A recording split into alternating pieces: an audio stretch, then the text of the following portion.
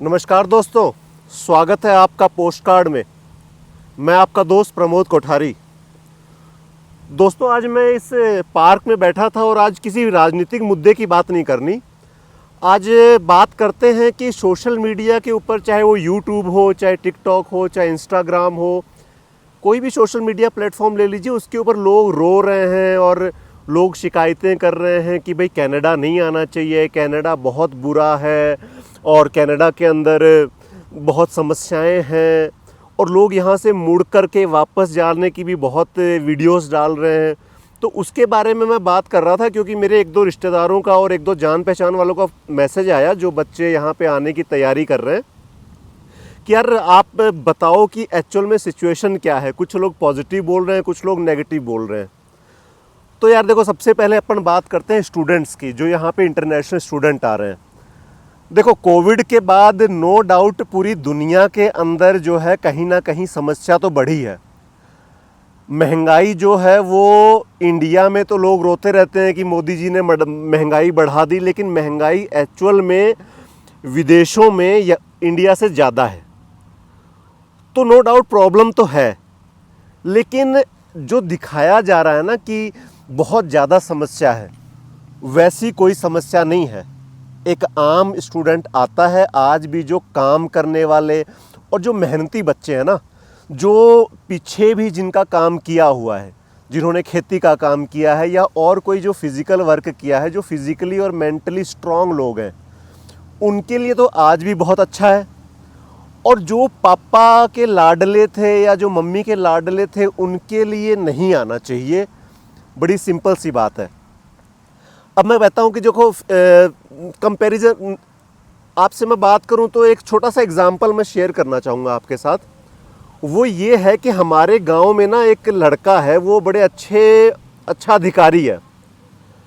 अधिकारी मतलब किसी प्राइवेट कंपनी में बड़ी अच्छी पोजीशन पे है वो।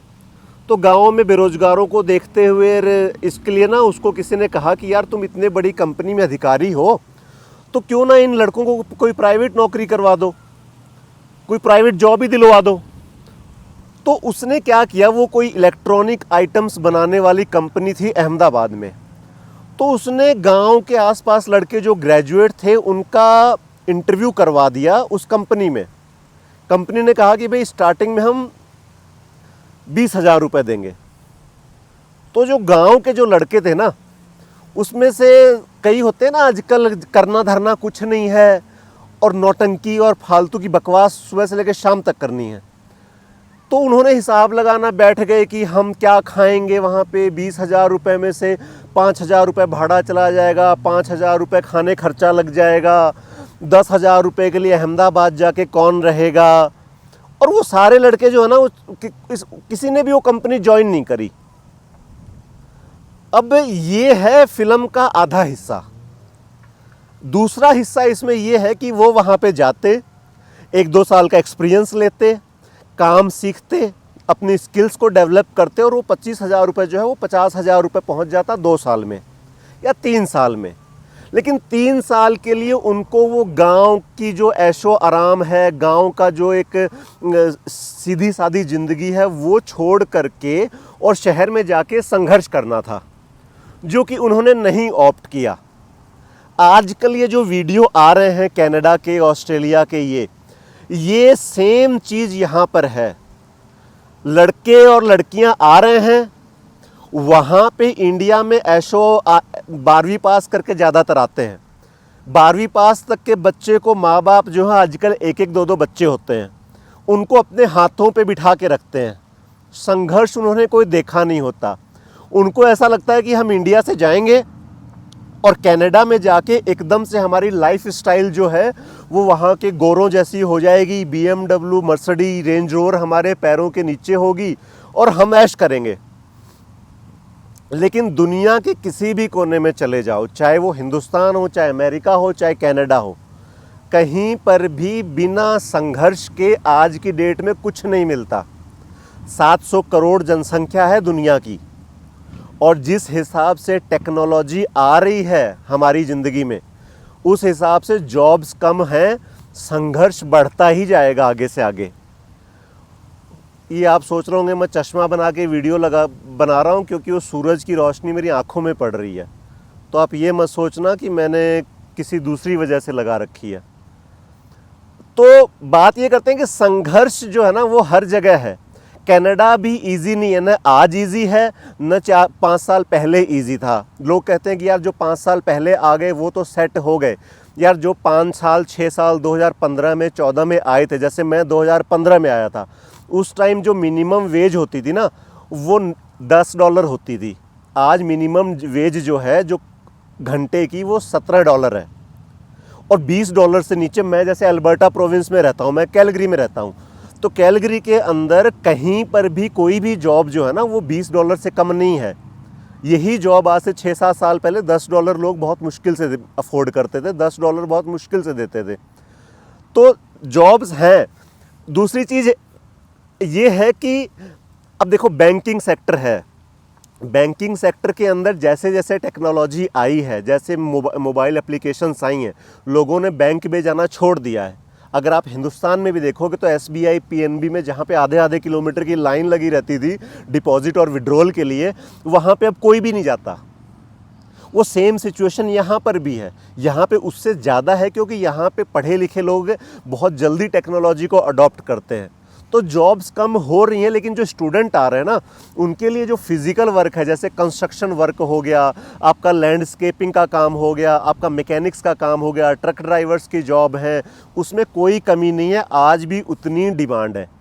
आज भी कनाडा जो है वो घर महंगे होने का सबसे प्रमुख कारण है कि कनाडा के पास लेबर नहीं है, कनाडा के पास मैकेनिक्स नहीं है, कनाडा के पास इलेक्ट्रीशियन नहीं है, प्लम्बर नहीं है, कंस्ट्रक्शन वर्कर नहीं है, जिसकी वजह से घरों की बढ़ती हुई डिमांड को वो मीट नहीं कर पा रहा। इस वजह से यहाँ पे घर महंगे हो रहे हैं और मीट इसलिए नहीं कर पा रहा क्योंकि लेबर की शॉर्टेज है। और जो स्टूडेंट आ रहा है ना, आप मेरी बात कई पेरेंट्स को ऑफेंड भी कर सकती है, कई लोगों को बुरी भी लग सकती है कि हमारे बच्चों के बारे में ऐसे बोलते हो। अभी जो जनरेशन आ रही है ना वो काम करके राजी नहीं है, वो अपने धूर्त जनरेशन है, बेसिकली धूर्त। झूठ बोलती है अपने माँ बाप को कि यहाँ पे तो काम नहीं है, यहाँ पे तो ये नहीं है। बेसिकली वो मेहनत करना नहीं चाहते और मेहनत वाले काम के वो बिल्कुल नज़दीक भी नहीं जाते। कंस्ट्रक्शन के अंदर यार इतना काम पड़ा है ना, अब गर्मियाँ हैं, 8 महीने तो लोगों को सांस लेने की फुर्सत नहीं होती। तो भैया कहीं पर भी जाओगे काम करना पड़ेगा। तो ये है स्टूडेंटों की कहानी। जो लीगल आ रहा है, देखिए जो इलीगल आ रहा है ना, बॉर्डर क्रॉस करके डंकी लगा के, उनके बारे में तो बात करना ही बेकार है, उनके बारे में बात करके टाइम नहीं ख़राब करूँगा। अब दूसरी चीज़ ये है कि जो लोग वापस जा रहे हैं वो बहुत वीडियो बना के डाल रहे हैं। देखिए पहली चीज़ तो ये है कि मेरे लिए मैं ये नहीं कहता कि हिंदुस्तान मॉडर्न है। हिंदुस्तान बहुत अच्छा देश है, इकॉनमी बहुत अच्छी ग्रो कर रही है वहाँ की। हम 5th लार्जेस्ट इकॉनमी बन गए और बहुत जल्दी हम जो है 3rd लार्जेस्ट बन जाएंगे या 2nd लार्जेस्ट भी बन जाएंगे। तो वहाँ पर भी रह के काम करने में कोई बुराई नहीं है। लेकिन यार जो वापस जा रहे हैं ना, वो पहली बात तो ना मतलब सही नहीं बता रहे कि हम वापस गए। कोई 5-6 महीने के लिए चला गया, वो एक डिफरेंट स्टोरी है। और जो वापस जा भी रहा है एक्चुअल ना, वो मेरी जान पहचान में 2-3 लोग गए हैं। उनके पास यार 10-15 किल्ले 20 किल्ले अच्छी ज़मीन है पंजाब में। माँ बाप में से उनका कोई सरकारी नौकरी में है या रिटायर्ड हुआ है। उनके आसपास जो शहर लगता है वहाँ पे उनकी अच्छी खासी दुकानें हैं, या 2 या 3 या 1 दुकान है अच्छी लोकेशंस पे। तो उनके पास अच्छी खासी प्रॉपर्टी यार बैक होम है। और एक बात और मैं बताऊं, कोई कहता हूं ना कि यहाँ से वो खाली हाथ गए, 5-5 6-6 साल लगा के यहाँ से गए, और हर बंदा ना 2 लाख 3 लाख डॉलर यहाँ से लेके गया है। मतलब 1.5-2 करोड़ रुपए कैश लेके गया है। अब 1.5-2 करोड़ रुपए की अगर वो FD करा के भी खाएगा ना वहाँ पे, तो उसको कोई कमी नहीं। और जो बाप दादाओं की जो प्रॉपर्टी है वो तो है सो है। तो जो लोग गरीब घर के लड़के हैं ना, जो मेहनत और ज़मींदारी से निकले हुए लड़के हैं, वो लड़के इनकी बातों में आके मत वापस चले जाना। और जो वहाँ पे हैं ना, अगर उनकी आइलेट्स क्लियर है और वो एक अच्छा भविष्य चाहते हैं और ज़िंदगी में जल्दी ग्रो करना चाहते हैं, तो इनकी बातें सुन करके वहाँ पर आने का डिसीजन भी मत बदलना। एज सच कोई रॉकेट साइंस नहीं है कि यहाँ बिल्कुल ख़त्म ही हो रहा है। पेट सबके लगे हुए हैं, उसके अंदर खाना सबको चाहिए। रोटी कपड़ा मकान की डिमांड आज भी सबके लिए है और वो हमेशा रहेगी। और सारे धंधे जो है ना वो इन्हीं से जुड़े हुए हैं। इंडिया के बारे में भी जो ये विदेशी मीडिया है ये क्या कहते हैं कि कितनी गरीबी है, देखो कितने लोग परेशान हैं, कितने लोग झुग्गी झोपड़ियों में रहते हैं, कितने लोग पुलों के नीचे रहते हैं। ऐसा प्रोपेगेंडा ये वेस्ट की मीडिया और ये लोग करते हैं ना, लेकिन ऐसा कुछ नहीं है। हमारी और आपकी जान पहचान में कितने लोग हैं जो गांव छोड़ करके झुग्गी झोपड़ियों में या शहरों में पुलों के नीचे रहते हैं। हमारे गांव के जो लोग गांव की पृष्ठभूमि से आते हैं, जो 1000-1500 लोग रहते हैं, हमारे गांव में से कितने लोग हैं यार कि जो शहर में जाके पुलों के नीचे या तिरपाल के नीचे रहते हैं? कोई भी नहीं है ना। तो वो सेम सिचुएशन यहाँ पर भी है। अब पंजाब से भी बहुत वीडियो आ रहे हैं, पंजाबी लड़के बहुत बना रहे हैं यार। पंजाब का तो मैं बताऊँ, सच्चाई बता रहा हूँ, कई लोग हो सकता है मेरे पीछे भी पड़े इस चीज़ को कि तुमने क्यों बोला ये। पंजाब में भगवंत मान ने बोला था कि मैं ऐसा काम कर दूंगा कि रिवर्स माइग्रेशन होने लगेगी, लोग बाहर से आके यहाँ पे काम करेंगे। तो एक तो उस प्रोपेगेंडा के अंदर ना कई आम आदमी पार्टी वाले लड़के जो है ना ये ऐसे वीडियो बना के रहे कि हम तो यहाँ पे बहुत कुछ कर लेंगे, यहाँ पे ये कर लेंगे, यहाँ पे ये बिज़नेस कर लेंगे, 20 लाख रुपए लगा के वहाँ कर लेंगे। यार पटियाला लुधियाना चंडीगढ़ है ना, 2 लाख रुपए में किसी ढंग के मार्केट में ना दुकान किराए पे नहीं मिलती। ये कह रहे हैं ना 20 लाख रुपए लगा के हम यहीं कर लेंगे। ठीक है, जो वहाँ पे करना चाहता है, जो उसके लिए मैं कोई अगेंस्ट नहीं हूँ, लेकिन कोई कनाडा छोड़ करके और सोचे ना कि मैं वहाँ जाके कर लूँगा, इतना इजी नहीं है वहाँ पर भी। मेरे कज़न ने जयपुर में मेन जो वहाँ की रोड है MI road, Mirza Ismail road, वहाँ पे कैफ़े खोला था। कैफ़े अच्छा चलता था, कोई प्रॉब्लम नहीं थी, लेकिन उसका रेंट होने की वजह से उसको शट डाउन करना पड़ा क्योंकि रेंट बहुत ज़्यादा था। तो ये भी एक झूठ ही है कि मैं वहाँ जाके कर लूँगा। दूसरा ये कहते हैं कि यहाँ पे आके खेती कर लेंगे। यार तुम खेती करने लायक होते ना तो तुम कनाडा आते ही ना। सब जानते हैं कि पंजाब के लोग जो है काम नहीं करते। पंजाब में लोगों को नौकर रखने की आदत है और काम नहीं करते। कुछ आंटियां हैं जो पॉडकास्ट पे आकर के कहती हैं कि यहाँ पे तो स्नो हटानी पड़ती है, यहाँ पे तो ये करना पड़ता है, यहाँ पे तो ये करना पड़ता है, क्योंकि भाई तुमने काम किया ही नहीं है तुमने कभी, इसलिए तुमको ये लगता है कि ये मुश्किल है। राजस्थान हरियाणा के लड़के हैं यार, उनसे मैं कहना चाहूँगा या कि हमारे बाड़मेर, जैसलमेर, चूरू, जोधपुर, इन ज़िलों के अंदर गांव की लड़कियां जो 5-5 किलोमीटर दूर से सिर पे मटका लेकर के 20 लीटर का 25 लीटर का पानी लेकर के आती हैं, यार उससे मुश्किल तो कोई काम नहीं है ना। ठीक है, हमारी जो औरतें हैं, हमारी जो माताएं बहनें हैं गाँव में, वो पैरों भार बैठ करके उकड़ू मुकड़ू बैठ करके वो लावणी करती हैं, गेहूं की कटाई करती हैं। हमारे तो कंबाइनें चलती नहीं हैं, हमारे तो खेतों के अंदर पेड़ इतने ज़्यादा हैं कि कंबाइनें नहीं चलती, तो पैरों के भार बैठ करके गेहूं की लावणी करते हैं। उससे मुश्किल काम मुझे नहीं लगता कि कोई है दुनिया में। तो जब हम वो कर सकते हैं तो हमारे लिए यहाँ पे ये कुछ भी नहीं है काम। ठंड है, ठंड क्या है, ठंड एक नॉर्मल वेदर है यार। ठंड में क्या लोग रोटी नहीं खाते, कपड़ा नहीं पहनते, ट्रक भी वैसे ही चलते हैं, लोगों के बिजनेसेस वैसे ही चलते हैं, रेस्टोरेंट्स हैं, कैफेस हैं, सारे वैसे ही चलते हैं। उसमें कपड़े पहन लो, उसमें कौन सी कोई रॉकेट साइंस है। अगर ज़्यादा है तो ज़्यादा कपड़े पहन लो, थोड़ी कम है तो कम कपड़े पहन लो, दैट्स इट। और उसके बाद मैं कहता हूँ ये कि ये जो अधेड़ उम्र के लोग आ रहे हैं यार, ये तो मतलब जो 30-35 साल से ऊपर के हैं ना, ये IT UIT वाले, ये जो न जवान है ना बूढ़े हैं, अधेड़ उम्र के हैं भाई, ये तो जो रो रहे हैं और जो पिट रहे हैं ना, कि जैसे इनको तो ऐसा लगता है कि बस कनाडा तो बर्बाद ही हो गया है। यार 35 साल की उम्र में आप आ रहे हो, ठीक है, वो भी कोई IT की जॉब करता था, कोई बैंकिंग सेक्टर में था, अब वो फिजिकल वर्क तो करने लायक है नहीं, और उसको चाहिए कि मैं यहाँ पे जो है ऑफिस जाऊँ, ऑफिस से वापस आऊँ, काम वाली मेरा काम कर जाए, ये मेरी और कर जाए। तो यार ये बातें तो सबको ही पता है। अगर यहाँ पे काम वाली होती, अगर इतनी जनसंख्या होती कि काम वाली तुम्हारे काम करेगी, तो तुमको किसने बुलाना था यहाँ पे? यहाँ पे लोगों की शॉर्टेज है तभी तो तुमको बुलाया गया है ना। तो यार ये सब नॉनसेंस बातें करते हैं ये लोग बेसिकली। कुछ लोग तो हैं, कुछ चिरकुट तो हैं, मतलब चिरकुट ही मैं कहूँगा उनको, लौंडे टाइप के हैं वो, 18-19 साल 20 साल के हैं, पतले पतले से हैं। वो यहाँ पे आते हैं, बकरे जैसी दाढ़ी बढ़ाई है उन्होंने 2-4 ने, और यहाँ पे आते हैं 15-20 दिन उनको लैंड किए हुए नहीं होता। वो चिरकुट जो है वो इंडिया से वो वाले ब्लॉग बनाते हुए आते हैं, और यहाँ पे ऐसा नहीं है, यहाँ पे वैसा नहीं, यहाँ पे। अरे तुमने संघर्ष क्या किया है, तुमने देखा क्या है लाइफ में? बाप से फीस लेकर यहाँ आ गए हो, जीआईसी बाप से ले ली है, पहले महीने का खर्चा बाप से लेके आए ही हो और यहाँ पे आके बकवास कर रहे हो। भैया मेहनत करनी पड़ती है। अब दूसरी बात, लोग कहते हैं कि यार वहीं पे कुछ कर लो। यार एक बात बताऊं, जो कार वॉशिंग वाला होता है ना, जो कार धोता है, $200 दिहाड़ी है उसकी, $200 मिलते हैं। $200 में 12,000 रुपये बनते हैं। इंडिया जो कार धोने वाला है ना, वो एक महीने में 12,000 रुपये कमाता है।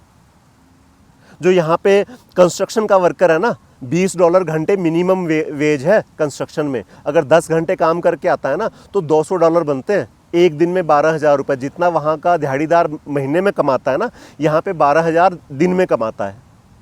जो वहाँ पे एक साल में कमाता है ना, वो यहाँ पे एक दिन में कमाता है।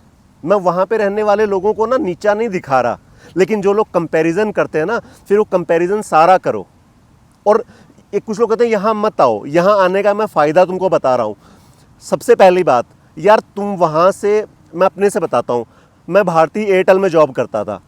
मैं वहाँ पे एक जॉब मैंने छोड़ी और मैं यहाँ पर आ गया।